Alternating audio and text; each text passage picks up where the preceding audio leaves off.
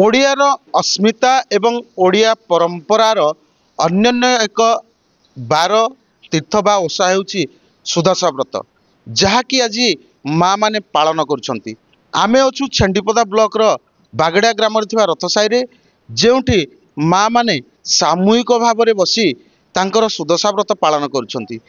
केउं प्रकार सुदशा व्रत से पालन करुछंती, केउं विधि रे पालन करुछंती एवं काहेकि पालन करुछंती आमे तांको पचारि बुझिबा। आम सहित अछंती जने वयस्क माँ। माँ आपणक नाटी कौन, आपण केते वर्ष होला ओषा करुछंती आ काहेकि करुछंती? आपणक ना कोन? मो ना बिलो बे केते वर्ष हलानी ओषा पालन? कहले 50 वर्ष केते वर्ष काहेकि ओषा पालन करछंती? काहेकि करूजी सासु ससुर मोर देले जे मी करूजी सुदशा व्रत। आपण मो पुअर मंगल पाई करूजी। आ देखंतु माँ जहाँ कहले कि परिवार रो मंगल पाई से दीर्घ 50 वर्ष हला तांको सासू देइतिबा सुदशा व्रतटी को से हाथ रे बांधी पालन करुछंती। आम सहित आउ जने माँ अछंती, आम तो पचारे माँ आपणको ना कोन, ई जो सुदशा व्रत करुछंती या केबे पड़े यार महात्म्य कोन? मो ना उर्मिला सुदशा व्रत माघ जो शुक्ल पक्ष दशमी गुरुवार दिन पड़ुजी। आमे घर मंगल पाई स्वामी पुओ झियो समस्त पाई आमे व्रतटी करूजु घर भल हवा पाई।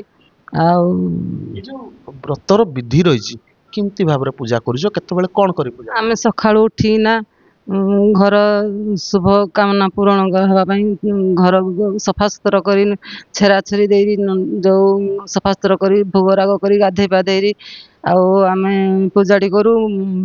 मंडा 10टी करी पूजा करू।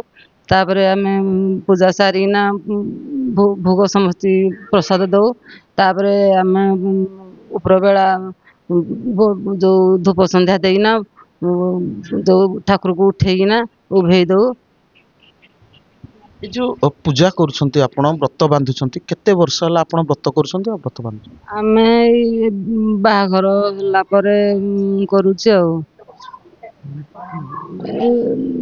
35 वर्ष। देखंतु माँ जहाँ कहले कि जो परंपरा अच्छी जो मासर शुक्ल पक्ष दशमी तिथि रे गुरुवार पड़िबो से दिन सुदशा व्रत करंती। सकाळ सकाळ उठी घर द्वार को परिष्कार परिच्छन्न करी पूजाटी करंती, व्रत बांधती एवं संध्या बेले जहाँ व्रत सामग्री अच्छी ताकू विसर्जन करंती। एभली आमर ओडियार परंपरा बजाय रहू एवं माँ माने निज परिवार तथा विश्वर मंगल पाई एपरि भाव में व्रत करंतु। छेंडीपदारू हटकिशोर षडंगी, MBC TV।